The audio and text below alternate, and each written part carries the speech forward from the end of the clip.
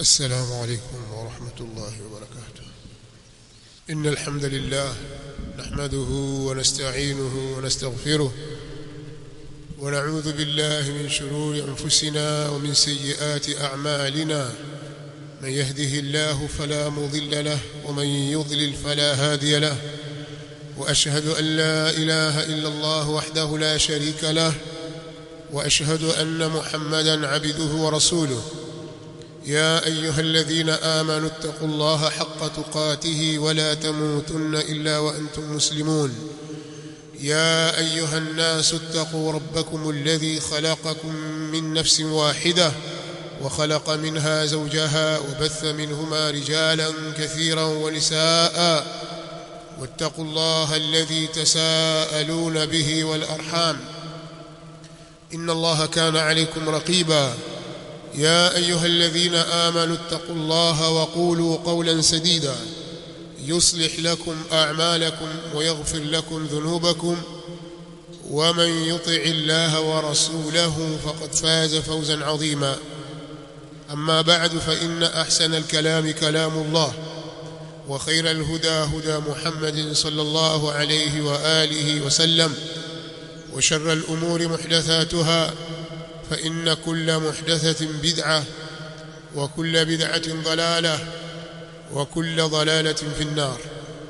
أيها الناس عباد الله، أوصيكم بتقوى الله عز وجل، فإنها وصية الله تعالى للأولين والآخرين، حيث قال: ولقد وصينا الذين أوتوا الكتاب من قبلكم وإياكم أن اتقوا الله وإن تكفروا فإن لله ما في السماوات وما في الأرض وكان الله غنيا حميدا.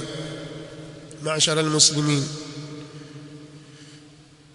بعدكم حميدي الله سبحانه وتعالى لكم تكي صالنا سلام تمويت محمد صلى الله عليه وآله وسلم.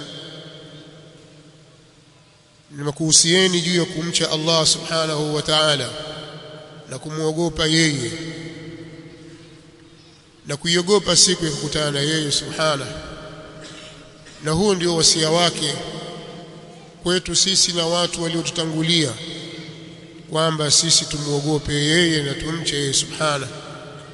Na endapo tutakengeuka tukamkufuru yeye subhanahu, tusijali kwa yale aliyotuelekeza, ima kwa kutuamrisha au kutukataza, basi Allah amejitosheleza yeye na ni mkwasi, hahitaji chochote kutoka kwa viumbe wake ili ukamilike uungu wake na ufalme wake.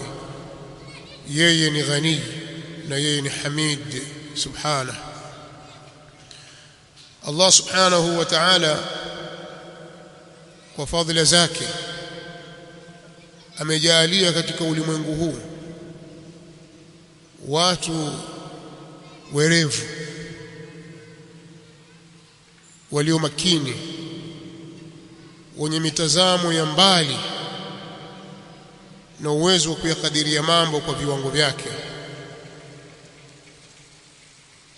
Ziko sababu nyingi, lakini miongoni mwa sababu zinazopelekea kwenye hayo ni mtu kusimama kwenye maamrisho ya Allah subhanahu wa ta'ala kwa kuyatekeleza na kujiepusha na yale yote aliyoyakataza. Kila mwanadamu anapokuwa karibu zaidi na mwepesi zaidi katika kuyatekeleza yaliyoamrishwa, kadhalika ni mwepesi zaidi kuyaacha yaliyokatazwa, ndivyo anavyoongezewa werevu huu. Ya ayyuhalladhina amanu in tattaqullaha yaj'al lakum furqana wa yukaffir 'ankum sayyi'atikum wa yaghfir lakum wallahu dhul fadli al'azim. Allah subhanahu wa ta'ala anatuambia: enyi mlioamini, kama mtamcha Allah subhanahu, basi Allah atawawekeni nyinyi upambanuzi wa mambo, uwezo wa kuyapambanua mambo, uwezo wa kujua hii ni haki na hii ni batil, hili ni la sawa na hili la makosa, hili nilifanye kwa wakati gani na nisilifanye kwa wakati gani. Allah subhanahu wa ta'ala atawapa nyinyi furqan, upambanuzi baina ya haki na batil, na atawafutieni makosa yenu na atawasamehe. Na Allah subhanahu wa ta'ala ni mwenye fadhila nyingi tu. Khairi zake na fadhila zake kwa wanadamu na kwa viumbe wake ni nyingi sana. Yeye hutoa tu, akawapa, akawafadhilisha waja wake.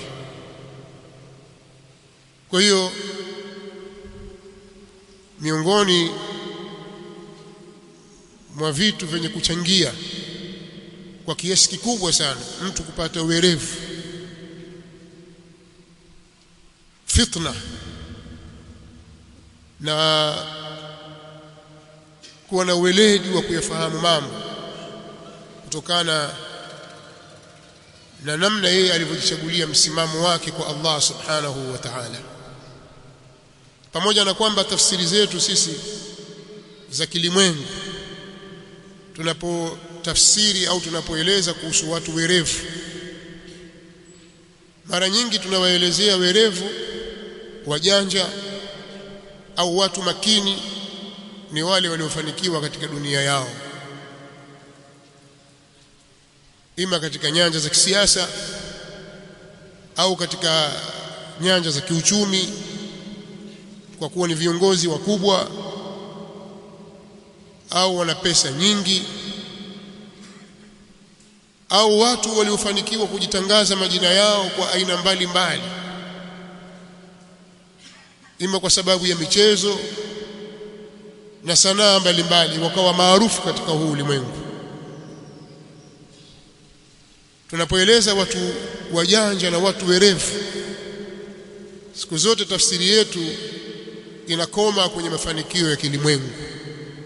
Tutamtafsiri mtu huyu kwamba huyu ni mwerevu, mtu makini, mwenye weledi, mwenye mafanikio, kuwa ni mtu ambaye ameweza kuichezea dunia yake, ameipanga dunia yake ikapangika. Kama ni shughuli zake anazifanya kwa ufanisi na nidhamu ya hali ya juu, na kama dunia ameweza kuitega kwa mitego mbalimbali, kwa hiyo ananufaika nayo. Sisi tumhesabu kwamba huyu tayari ni mtu mwerevu, amefanikiwa. Hiyo sio tafsiri ya Qur'an, wala sio tafsiri ya mafunzo ya Mtume Muhammad sallallahu alaihi wasallam, sio tafsiri ya Uislamu juu ya werevu na mtu kuwa na weledi. Sio tafsiri yake hiyo ambayo sisi tunaitoa kuwapa watu. Na wewe mu'min, wewe muslim, unatakiwa na tafsiri sahihi ili tuliopewa kwenye dini yetu. Tunapowatazama watu, tunapovitazama vitu, basi tutazame kwa mitazamo hiyo. Na kama ikiwa mtazamo wako ni ule wanaotumia watu au wanaotazamia watu kutazama vitu vingine na kuwatazama watu wengine, wewe haumo katika miongoni wa watu werevu. Wewe uko pamoja na wale, kwa sababu mtazamo wako uko vile. Kwa hiyo watakiwa wewe ujitambue kwanza, ujitazame vizuri, mtazamo wako kama mafanikio ukoje. Allah subhanahu wa ta'ala kwenye aya mbalimbali kwenye Qur'an, yeye huwasifu watu wenye akili, watu werevu, makini. Aya zilizoishia kuwasifu ulul albab ni nyingi. Allah subhanahu wa ta'ala miongoni mwa aya hizo anatuambia, afaman ya'lam annama unzila ilayka min rabbika alhaq kaman huwa a'ma inma yatadhakkaru ulul albab. kisha akazitaja sifa zao, alladhina yufuna bi'ahdi Allah wala yanqudhuna almithaq والذين يصلون ما أمر الله به أن يوصل ويخشون ربهم ويخافون سوء الحساب والذين صبروا ابتغاء وجه ربهم وأقاموا الصلاة وأنفقوا مما رزقناهم سرا وعلانية ويدرؤون بالحسنة السيئة أولئك لهم عقبى الدار جنات عدن يدخلونها ومن صلح من آبائهم وأزواجهم وذرياتهم والملائكة يدخلون عليهم من كل باب سلام عليكم بما صبرتم فنعم عقبى الدار. Ukiangalia aya hizi katika suratul Ra'd utaona imekusanya sehemu kubwa sana ya sifa ya watu werevu waliopewa lub, akili ya ndani ya kuweza kuyapambanua mambo. Hivyo hivyo ukitazama aya nyingine wakitajwa ulul albab alladhina yadhkuruna Allaha qiyaman wa mpaka mwisho katika surat Ala Imran. Waweza fuatilia aya hizi zinazungumza masala ya ulul albab na ulul absar, mtu kuwa ana lub au ana basira. Utaona katika sifa zao, utaona kuna sifa zinaelezwa pale. Sifa hizi zamuelekeza mtu zaidi kwenye kujifungamanisha yeye baina yake na Mola wake. Wanasifiwa kwamba hawa ni watu werevu kwa kuwa daima wanatengeneza mahusiano mazuri na Mola wao aliyewaumba. Juhudi zao na jitihada zao kubwa wanazofanya na uwekezaji wao mkubwa wa kimaarifa, akili, uwezo wa kimali, afya na kila kitu chao wanawekeza katika jambo la kutengeneza baina yao na Mola wao. Hawa ndio watu wenye maarifa, watu werevu.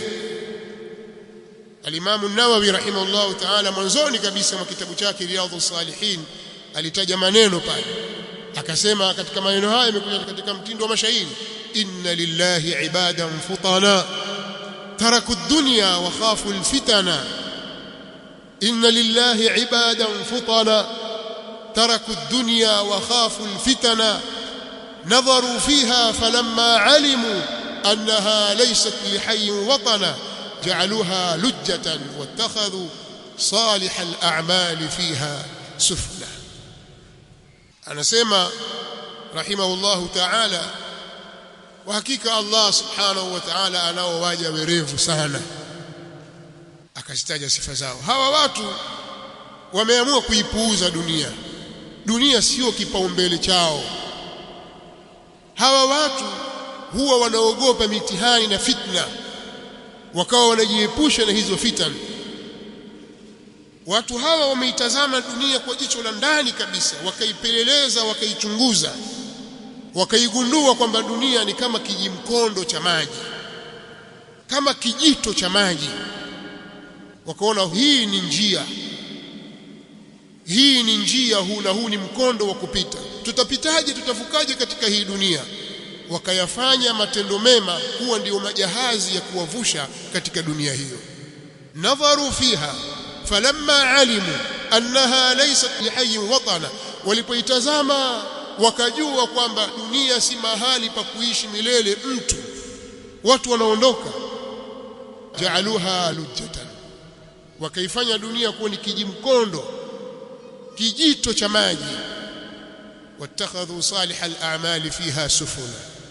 Kwa hiyo kuna watu werevu katika huu ulimwengu, na katika alama za werevu wa mtu, miongoni mwa alama muhimu za kwamba huyu mtu ni mjanja mwerevu, ameerevuka hapa duniani kwa tafsiri ya Kiislamu, mtu huyu katika juhudi zake kubwa kabisa ni kuhakikisha anatengeneza mahusiano mazuri baina yake yeye na Mola wake, ndio juhudi yake. Hivyo basi jitihada yake ataiwekeza katika kumjua huyu aliyemuumba ni nani, anasifika kwa sifa zipi. Atatafuta uhakika wa jambo hili, kumjua Mola wake, na hili huwezi kulipata ila kwa kuisoma tauhid, kumjua Allah, somo la kumpwekesha Allah. Mwenye akili atawekeza nguvu zake katika hili. Somo hili limechukuliwa kutoka kwenye Qur'ani na mafunzo sahihi ya Mtume Muhammad sallallahu alaihi wa alihi wasallam. Mwerevu yeye hujikita katika hili. Akishamjua Mola wake, anataka kujua Mola wake anataka nini. Ukishamjua Mola wako, ni lazima uende kwenye hatua ya pili, kwamba Mola huyu anataka nini. Kwa nini katuumba sisi? Kwa nini kaumba ulimwengu na vilivyomo ndani yake, dunia na vilivyomo ndani yake? Kwa nini kaumba alivyoviumba? Kwa nini katuleta hapa? Kwa nini katupa muda maalum? Akishakigundua hicho, yeye hushikamana nacho katika maisha yake yote, na hakuna kingine kikubwa ambacho Allah subhanahu wa ta'ala ametuumbia. Wabihi qamat as-samawati wal ardun, ni ibadatu Allah ta'ala wahda, ni kumwabudu Allah subhanahu wa ta'ala peke yake. Na haya yote yametajwa ndani ya Qur'an. Lakini huyu mwerevu pia akishajua hilo hata tosheka na hivyo. Sasa akitaka kumwabudu, amwabudu kwa mtindo upi? Kwa mfumo gani? Kwa namna ipi? Ili atakayojiamulia yeye, au kuna namna maalumu ambayo Allah subhanahu wa ta'ala ameshaiweka katika huu ulimwengu? Hapa hana namna isipokuwa amjue Mtume Muhammad sallallahu alaihi wasallam, namna alivyoletwa hapa katika ulimwengu na mafunzo aliyokuja nayo, na kuelekeza waja wa Allah namna ya kumwabudu Mola wao.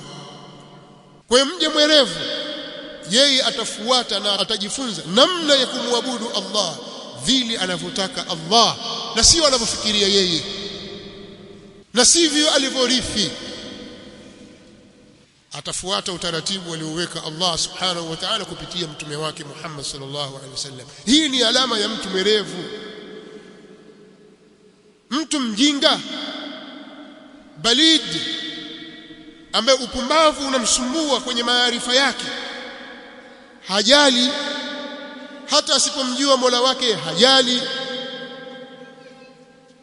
Mola wake ataka nini, hajali kwamba akitaka asitake basi mimi sinipo hapa, maadamu watu wanisifia kwa kuwa mimi nimepata cheo, nimefika daraja fulani katika taaluma ya kilimwengu, nina digrii kadhaa, mimi ni msomi, mimi ni mtaalamu, maadamu watu wanisifu katika ulimwengu tosha.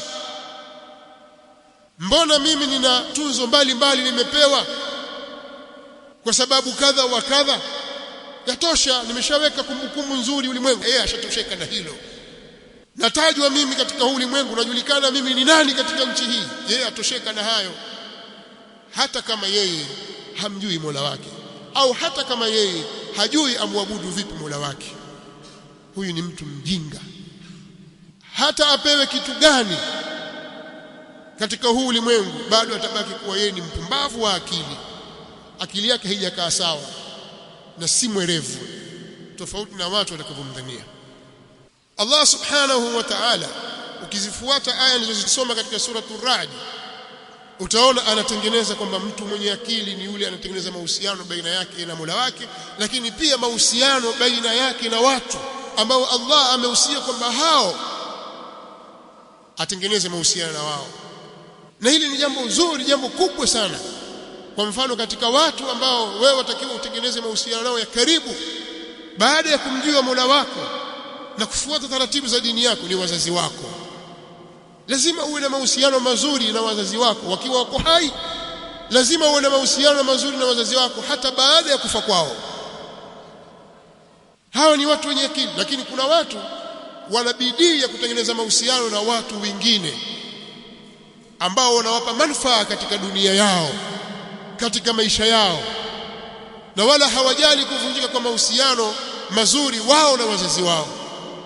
Hawajali. Pengine mtu akawachukulia wazazi wake akawaweka katika manzila mbaya kabisa, akawaona wakorofi, hawana akili, lakini watu wengine wanathamani kwake kuliko hawa wazazi wake. Kadhalika kutengeneza mahusiano baina yako na ndugu zako wa karibu wa damu. Hao ni watu ambao wewe umehusiwa utengeneze mahusiano na wao kwa kadiri ya Allah atakavyokujalia, na usiyavunje kwa namna yoyote ila itakapovukwa mipaka ya Allah subhanahu wa ta'ala. Ndio maana Allah katika hizi aya akasema afaman ya'lam, akaanza na swala la ilmu. Hivi yule anayejua, afaman ya'lamu annama unzila ilayka min rabbika alhaq kaman huwa a'ma, hivi yule anayejua kwamba haya yaliyoteremshwa kwako ewe Muhammad yaliteremshwa kutoka kwa Mola wako kuwa ni haki. Ni kama kipofu, hapa ameitwa asiyejua kipofu, amewekwa kwenye daraja ya mtu asiyeona, hajitambui. Huyu anatembea tu kama gari yatembea usiku haina taa, na yeye anatembea kwenye ulimwengu ukiwa haoni, kwa kuwa hana ilmu. Haya watayafahamu watu wenye akili na utambuzi wa ndani na uerevu, ambao wanazitekeleza ahadi za Allah. Hapa pana maneno mengi wanawazuoni kuhusu ahadi za Allah, na wengine wakasema ahadi wakaieneza kwa maana yote, ahadi zao baina yao na Mola wao, lakini ahadi walizoziweka wao na jamaa zao na marafiki zao na wenzi wao katika huu ulimwengu. Na wala wao hawavunji makubaliano wakaenda wakafanya khiana, wala yanqudhuna almithaq, hawavunji zile ahadi na mithaq. Tayari wakishapitisha mikataba yao wakakubaliana, hawendi kinyume na hivyo. walladhina yasiluna ma amara Allah bihi an yusal, na wale wanaounga yale ambayo Allah ameamrisha yaungwe. Sasa ukisoma aya kuna mambo mengi yameamrishwa wewe uyaunge, miongoni mwa hayo ni silatul arham, kuyatengeneza mahusiano haya kabla hujakimbilia kwa watu wengine, kuyatengeneza mahusiano baina ya udugu wa Kiislamu kabla hujakimbilia kwingine, ni jambo muhimu kabisa lenye kufahamisha manzila ya akili yako na daraja ya akili yako na upeo wako una werevu wa kiasi gani. Nasallallahu lana wa lakum al-afiyah wassalam. Alhamdulillahi rabbil alamin, wal aqibatu lil muttaqin, wala udwana illa ala adh-dhalimin, wassalatu wassalamu ala ashrafil anbiya'i wal mursalin, نبينا محمد وعلى آله وصحابته أجمعين والتابعين لهم بإحسان إلى يوم الدين وسلم تسليما كثيرا. أما بعد، أيها الناس، الله سبحانه وتعالى katika huu ulimwengu amewaleta watu werevu, waliitambua hii dunia vizuri, wakatambua malengo ya kuletwa kwao hapa duniani.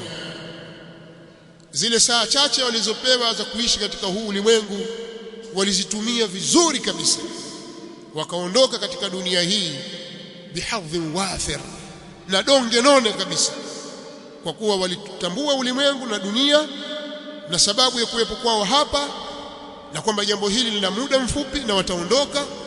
Fursa hiyo wakaitumia vizuri kabisa, wakajitengenezea akhira yao, kwa kuwa wao wanajua liko siku ya kukutana na Mola wao, na hili ndio jambo kubwa wanalofikiria wao. Kwa katika sifa walizonazo, alladhina yasiluna ma amara Allah bihi an yusal wa yakhshawna rabbahum, na wanamuogopa Mola wao, wa yakhafuna su'al hisab, na wanaiogopa hisabu mbaya. Kila akikaa jambo hili litaharibu kwenye daftari langu la hisabu. Kila mmoja ana daftari lake la hisabu ambalo atahesabiwa nalo kupitia daftari hilo. Hili lilokuja hapa litachafua hili, na wewe tayari ushapewa kifutio hapa hapa duniani. Huyu mwema, huyu mwenye akili, mtu mwerevu hufuta kile kifutio alichopewa. Mpumbavu ataliacha vile vile jambo lile na atakwenda kuhesabiwa nalo. Ushaambiwa bwana, hili likibaki kwenye daftari lako hili litakwenda kugharimu, lakini sisi tumekupa ufutio wa kufuta hili. Futa kabisa, likitokea jingine futa. Na walillahi alhamdu, sisi wanadamu tumepewa ufutio wa kufuta maovu tunayoyatenda maadamu tuko hai. inna Allaha yaqbalu tawbata al-'abdi ma lam yugharghi, Allah subhanahu wa ta'ala huikubali toba ya mtu muda wa kuwa roho haijafika katika mitulinga ya kifua, muda hajaingia kwenye sakaratul maut. Wakati wote yeye anafuta tu, likija hili hili aliko sawa hili. Idhan yuhasibu nafsahu qabla an yuhasab. Huyu ni mtu fatin, mwerevu kabisa, huwa anahisabu nafsi yake, akakokotoa mahesabu kabla ya kufika kwenye kutolewa yeye sasa na kuhesabiwa amali zake. Hivi ndivyo Muislamu anavyotakiwa awe katika maisha yake ya kilimwengu. wajua kwamba hapa watakiwa ukae kila baada ya muda. Mathalan mauti yanakuja hapa ghafla. Je, hizi amali nilizofanya tangu asubuhi zipi mbaya azimridhishi Allah? Wewe wajijua, bali insanu ala nafsihi basira. Wajijua wewe mwenyewe kwamba kitu gani ulifanya, kitu gani umeshika, kitu gani umetazama, kitu gani umesema, kitu gani umekula, wajua wewe. Kitu gani umesikiliza, wajua. Wajua yanayofaa na yasiyofaa, wajua wewe. Sasa wajihesabu kwamba mathalan malakul mauti yaje ghafla pap, sababu naangukiwa na paa la nyumba, naanguka na jigonga, nagongwa na gari, napatwa na mshtuko wa moyo, napatwa na kadha. Sababu za kufa ghafla ziko nyingi, hadith wala haraj. Sasa mwenye akili huwa uhisabu nafsi yake, akaogopa hisabu mbaya, akaitengeneza ile hisabu mbaya, akaifanya iwe nzuri, ifutike kwenye daftari lake. wayakhshawna rabbahum yakhafuna su'a alhisab walladhina sabaru bitigha'a wajhi rabbihim, na wale waliovumilia kwa ajili ya kutafuta radhi na kutafuta wajihi wa Mola wao, kwamba wakutane na Mola wao, wamuone Mola wao. waqamu as-salah wa anfaqu mimma razaqnahum sirran wa alaniya, wakasimamisha swala na wakawa wanatoa katika vile tulivyowapa kwa dhahiri na kwa siri. Wao wanatoa tu kwa sababu wajua kuna siku ya hisabu iko, na haya ni katika kutengeneza mahusiano baina yangu na Mola wangu. wa anfaqu mimma razaqnahum sirran wa alaniya wa yadra'una bil hasanati as-sayyi'ah, na wakawa huwa wanayafuta, wanayaondosha kwa kufanya mema, wanayaondosha yale mabaya. Wao wanapotendewa ubaya, wao hulipa kwa wema. Wanapokosea, wanatenda wema, kwa sababu Allah subhanahu wa ta'ala sema innal hasanati yudhhibna as-sayyi'at dhalika dhikra lidh-dhakirin, kama ilivyokuja katika sura Hud. Siku zote mambo mema huwa yanafuta mambo mabaya. Kwa hiyo wao wanatengeneza mustakbali huo. wayadrauna bilhasanati as-sayyi'ah ulaika lahum 'uqba ad-dar, hao watapata mwisho mwema wa makazi mema ya peponi. Kwa sababu Allah ametafsiri katika aya inayofuata jannatu adnin, pepo zilizoandaliwa kwa ajili ya ukazi wa milele.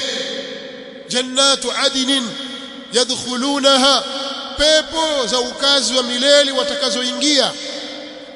Jannatu adnin yadkhulunaha wa man salaha min abaihim wa azwajihim wa dhurriyyatihim, pepo hizi wataziingia wao na hata wale waliotenda amali njema miongoni mwa wazazi wao au nao ni wazazi wao, wake zao na vizazi vyao pia. wa dhurriyyatihim wal malaikatu yadkhuluna alayhim min kulli bab, malaika watakuwa wanazunguka wakiwapitia wao mlango baada ya mlango, wakiwaambia salamun alaykum bima sabartum fa ni'ma 'uqba ad-dar. Salamun alaykum, kwa sababu ya vile mlivyovumilia duniani mkasimama katika msimamo wa sawa sawa, basi salamun alaykum. Makazi mema na makazi yaliyo bora kabisa ni hii janna. Kwa hiyo watu wenye akili, wenye upeo mkubwa kabisa ni wale wanaojua ya kwamba iko siku watakufa na siku watafufuliwa na watakwenda kulipwa kwa kile walichokitenda hapa duniani. Hivyo basi juhudi zao na harakati zao wao wameziweka kwenye kutengeneza akhira yao. Siku zote wako katika hali hiyo, juhudi zao ziko hivyo, na hayo hayaji isipokuwa mtu kuwa na ilmu na maarifa ya kile anachokifanya. Na hapa ndio tutaona fadhila kubwa ya watu wenye kujua na watu wenye kujishughulisha na ilmu, kwa sababu haya yote tuliyoyataja haiwezekani ukayaleta katika wajihi wake wa ukamilifu kwa ujinga au kwa kuiga, hasa katika zama hizi ambazo kathurat fihi alfitan. Nahnu naishu fi zamanin kathurat fihi alfitan, tunaishi katika wakati ambao fitna na mitihani ni mingi, wakathurat fihi al-isha'at, na mambo ya uvumi na uzushi yamekuwa ni mengi. Tuko katika zama ambazo watu wanazungumza pasi na ilmu wala fikhi katika dini, kiasi ambacho mjinga anatapatapa, anasimama hairan, hajui aelekee wapi, amshike yupi, shekhe ni nani wa kusikilizwa, mbabaishaji na hajui. Kila mmoja amejivisha koti la elimu, anayo nafasi ya kuzungumza jambo la elimu, jambo la dini. Ndio wakati tunaishi sisi. Mwenye akili hutafuta salama. Salama ni nini? Salama yake ni yeye kujifunza dini yake na misingi ya dini yake, kiasi ambacho hata babaishwa. Salama yake ni ipi? Ni kujiunga au kujiingiza kwenye kundi la watu wanaoshughulika na ilmu, akapata maelekezo sahihi kutoka kwenye mafunzo ya Allah subhanahu wa ta'ala ndani ya Qur'an na kwenye sunna za Mtume Muhammad sallallahu alaihi wasallam. Mtu mpumbavu atajiachia tu, atatumia akili yake, atajiona aweza, atajiona anaweza kupambanua, kumbe hana chochote, ndio anazidi kuingiza katika maangamivu. Katika hii dunia kuna watu werevu na kuna watu wapumbavu. Hii ni tafsiri ya Kiislamu. Sasa mtu mwerevu ni yule anayetengeneza mahusiano yake mazuri baina yake na Mola wake kwa elimu. Huyo ndio mwerevu. Ni yule anayeweza kuzitumia fursa akatekeleza ibada zake kwa ufanisi kabisa. Kila anapopata fursa, basi yeye huitumia vizuri. Ikija Ramadhani, yeye huitumia Ramadhani kwa uzuri. Akiingia kwenye swala, basi huitekeleza swala kwa uzuri. Akipata fursa ya uwezo wa kimali, basi atatoa kwa uzuri kabisa. Wa hakadha, anapotaamali na watu na kufungamana na watu, yeye huyafanya matendo yake kwa itqani na ihsan, kwa uzuri. Mahusiano yake na watu yako katika viwango vilivyopangiliwa kwa mujibu wa sheria ya dini ya Allah subhanahu wa ta'ala. Huyu ni mtu mwerevu kabisa. Sio yule aliyepata sijui zawadi ya kitu fulani, sijui kashinda kitu fulani. Vyote hivi ni upuuzi, havitamsaidia chochote katika akhira yake. Ataviacha hapa duniani. Akiingia tu kwenye kabri yake atakumbana na maswali pale, na hiyo jaiza aliyoipata, zawadi aliyoipata na ushindi aliopewa hautamsaidia chochote pale kwenye kabri. Sikwambii mbele ya kisimamo cha Mola wako subhanahu wa ta'ala, ala yadhunnu ulaika annahum mab'uthun li yawmin 'adhim yawma yaqumu an-nasu li rabbil alamin. Hivi hawadhani kwamba wao watafufuliwa kwa ajili ya siku kubwa kabisa, siku ambayo watu watasimama mbele ya Bwana wa viumbe wote. Kila mmoja atasimama mbele ya Mola wake. Wewe uiogope siku hii? Sasa umetumia werevu upi katika kujinasua na janga la siku hii ili usiangamie? Werevu wameitazama dunia, wakaiangalia, wakaona kwamba huu ni mkondo wa maji, tutakiwa tutende amali njema ndizo zitakazotuvusha katika huu ulimwengu. Inna lillahi ibadan futana taraku ad-dunya wa khafu al-fitana nadharu fiha falamma alimu annaha laysat lihayyin watana جعلوها لجة واتخذوا صالح الأعمال فيها سفلا. اللهم إنا نسألك رضاك والجنة ونعوذ بك من سخطك والنار. اللهم إنا نسألك رضاك والجنة ونعوذ بك من سخطك والنار. اللهم اجعلنا من عبادك الصالحين. اللهم اجعلنا من أولي الألباب وأولي الأبصار ومن عبادك الصالحين. توفنا مسلمين وألحقنا بالصالحين. اللهم انصر الإسلام والمسلمين. اللهم انصر الإسلام والمسلمين وأذل الشرك والمشركين ونكس أعداءك أعداء الدين. اللهم انصر أهل السنة في كل مكان. اللهم ارفع رايتهم يا رب العالمين.